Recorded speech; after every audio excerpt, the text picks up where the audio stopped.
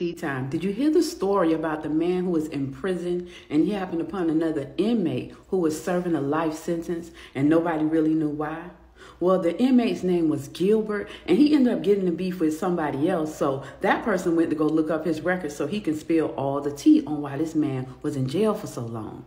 And when he came back to tell the story, nobody could believe it. Apparently, Gilbert was in a relationship with his boyfriend, and they had been together for a long time. They were happy, both young professionals, really living the dream and in love. And then one day, his boyfriend came to him and told him, "I can't do this anymore. I don't want to be with you." Of course, he was devastated. His heart was broken. Like, what? What is the reason? What's going on? Like, tell me something. And the guy never told him anything. He just left. Well, Gilbert's trying to pick up the pieces, but he can't move on. And as any weak-minded person would do, he decided to focus all his efforts on trying to get back at the ex-boyfriend. So he's watching him on social media. And one day he sees that the ex-boyfriend is in another relationship with a woman.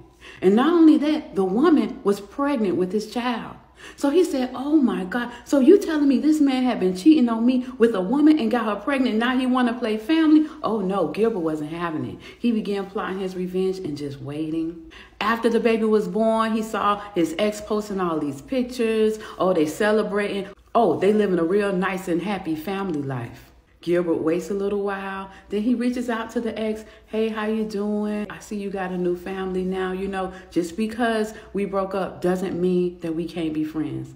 Well, the ex was like, "Okay, I see what you're saying. Very mature, of course. I still care about you too. You can definitely still be my friend. Reach out when you want to. Let's chat."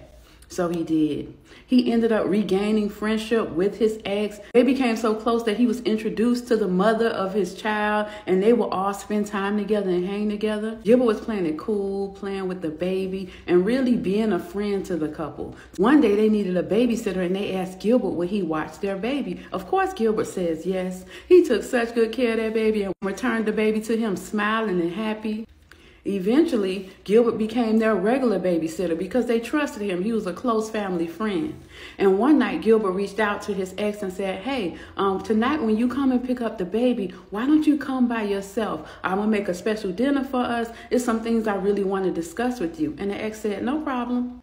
He dropped off the baby, went out on a date with his wife, and after the date, he went back to go pick up the baby by himself. And when he got into the apartment, Gilbert was standing there smiling and happy and said, "Come on, I got dinner made." He sat down to the table, and Gilbert had made a pot of spaghetti. He says, "Let me check up on the baby." And he said, "Oh, you ain't got to do that. He's in the room sleeping. It's no big deal. Let's just have our little talk first, and then you can wake him up." The ex sits down to the table, and Gilbert brings over the pot of spaghetti and places it there.